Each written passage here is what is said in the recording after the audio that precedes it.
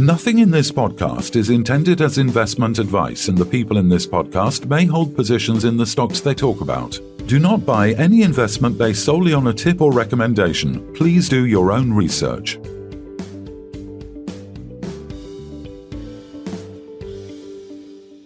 Hello and welcome to the Midweek Takeaway. Today we're joined by Leon Coetzer, CEO of Jubilee Metals. Welcome back, Leon. How's things? All good, thank you, Phil. Thank you for the opportunity to have a chat again. No problem. So Jubilee just published the H1 2023 financial report, obviously showing revenues and EBITDA of 10.3 million, strong net cash flows from operating activities of 16.9 million. The company experienced a 20% increase in PGM production from the South African operations and has exceeded chrome operation guidance despite power outages. The Rowan copper concentrator is back on track, reaching 80% of full capacity following water and power outage issues. The company has implemented infrastructure improvements to mitigate future challenges. The integrated Southern Copper and Cobalt refining project demonstrates Jubilee's ability to produce both metals from waste materials, laying the groundwork for the refined Northern Copper and Cobalt refining project. The multi-commodity operational footprint provides flexibility and strategic value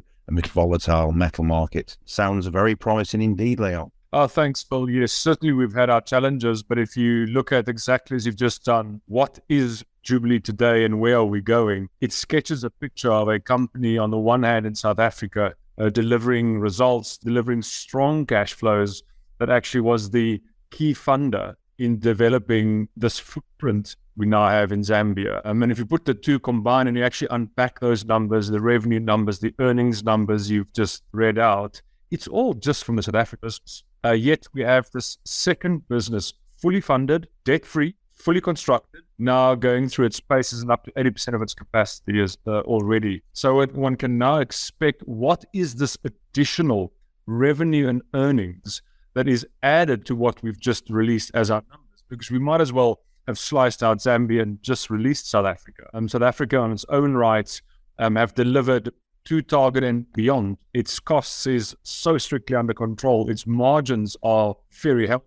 And of course, South Africa is growing. It's not as if it's reached a point where it's got no further growth. As we allude to in that announcement, South Africa is going to continue growing. It's got such a great success behind it, such respect in the market, that is bringing opportunities to it to grow and fund from its own cash flows. But yes, the monster that now has to be awoken is this capacity we've built, constructed, commissioned, and now ramping up in Zambia. Totally accept the frustration that it's roughly 4.5 months late with what it had to address, fix on behalf of an authority that couldn't deliver the power and water they had contracted to deliver, taken it on into our scope, and now we own that infrastructure. And now we're going to roll that out. You know, if you look at just the 10,000 ton copper capacity we've got, if we fill that capacity today's prices, that adds another 70 million pounds of revenue. That doubles our revenue we've just stated, just from the copper. Never mind the cobalt, which we've also built and constructed. So we're really at that point now where we had hoped to be earlier in the curve, no doubt. We had hoped to be there last year, October already, but we're there now to start delivering into that capacity and actually deliver that next big bump in our revenue as we told shareholders I would. So just to remind people, what sort of asset values have been put in the ground, both in South Africa and in the two places in Zambia? I mean, what do those assets worth? Yeah, no, if you look at just the last two financial periods, last year we touched on nearly 50 odd million pounds of investment going just into what we already had built, capitalizing it, renewing it in South Africa. Just this year alone, nearly 30 million pounds gone in just this year. That's not what we've bought. That's just the capital we've spent in a 12-month period and a 6-month period. Before that, we already had a refinery in Zambia and a PGM facility and 3 chrome facilities in South Africa. So if you start adding up that inherent plant and equipment capacity value, we probably are equaling and beyond our market cap just on the physical operational footprint we have implemented in South Africa and in Zambia. And critically, there's no security over them, there's no debt over them on these assets. We've got about between 60 and 70 million coming from the PGMs, but at the same time, we've seen gold and all of those PGMs go up in the last few days, even 3-4%, which obviously makes a massive difference to your bottom line as well. But putting that to one side, are we expecting that we will have revenues of at least 65 million from the copper as well? Oh, absolutely. If you look forward over a 12-month period, copper comfortably comes in at doubling up those revenues over a 12-month period with the capacity we've installed. Especially at today's prices, easy calculation. You take 10,000 tons per annum capacity, which we now have installed, paid for, and ramping up at today's prices. That alone is more than $85 million of revenue on copper alone. That excludes cobalt and the cobalt capacity. Yes, cobalt prices have come off, but we saw last week, what does one trade in cobalt do for cobalt prices as China is starting to wake up? China started to nibble back into cobalt. They went dead on cobalt for 3 months. That's why cobalt prices pulled back. No one was buying cobalt in any great quantities, but that's not sustainable. We know this Chinese manufacturing construction industry typically restarts in April. That's a couple of weeks away, and we can see it coming through the last couple of days as larger orders are coming through, and every one of these orders have a direct impact on cobalt to show how unsustainable the prices were leading up to this point. So cobalt is rearing to go on the back of a China waking up slowly, domestic demand coming back into China, and of course that pulls up many other metals with it. Look at your PGM prices. PGM prices is regarded as luxury. It's cars and it's jewelry, but it takes a very little indication out of China to demonstrate its domestic demand growing for PGMs to reflect that. It's always the metal that tracks sentiment on global economies quite closely, and China will lead that with its results coming out. Okay, so what sort of maybe this is not possible to really come up with a figure, but the EBITDA on that extra 60 million, 70 million pounds is going to be what? What is the margin going to be on that? As you say, there's no more costs to pay. You're literally doing the processing of the copper. Yeah, so we haven't given guidance on earnings, but what we have done is, if you look at our numbers, we've indicated previously that our copper all-in cost, we have budgeted for an all-in cost of copper around about the $5,200, $5,500 per ton of copper cathode. Acid driving that directly. At today's prices, copper is roughly $8,700 a ton of copper cathode. So you can see your margin is running just over $3,000 a ton of copper cathode under what's not. But when we visited the plant, and I have the little cap of copper here in front of me, they were saying that you would get a premium for this because this is 99.9% copper. Yes, it's critical part, and I've explained that a few previously, and sometimes forget to reinforce that. Why we commission so, in many people's views, slowly up to 100% of our capacity is because at every step we have to ensure that we maintain your statement that our copper cathode is premium grade copper cathode, which then attracts LME plus a margin. So we are offered a premium on every ton of copper cathode we make because of that quality, and that's why we operate for roughly 10 to 12 days at every step up of our own concentrator to make sure that the refinery maintains that copper quality. Okay, great. When you look at Jubilee Metals from, just the sheer figures, and you have a market capitalization of 200 million, and that has come down drastically from 350 million over the last few months, really because of the past, the outages, and yet that doesn't seem to have affected you as drastically as it looks, or as people thought from the figures. And now you're looking at basically Jubilee times 2, at least with the production in Zambia. So, what guidance do you give people, or what reasons would you give people to jump in at this sort of price? We're in the sevens, 200 million market capitalization. Quite obviously, you're worth significantly more than this. Yeah, absolutely. Kevin, just to take a step back, you're quite right. Even if we had not been impacted by the power and water infrastructure collapse, now refixed and it's all running perfectly well in Zambia, the copper component of our company was only really projected to be roughly 15% only of who we are as Jubilee at that time. In our results, as you saw, this copper only contributed 7% to total revenue, yet the full capacity has been built and is ready. So if ever there's a time where a company has funded, built, and is commissioning the project and already at 80% of its capacity in commissioning. It is a South African business, fully operational, and as in the market, stated it's going to make its targets in the South African side. And everything we now do on copper and in cobalt is in addition to our revenues and earnings we have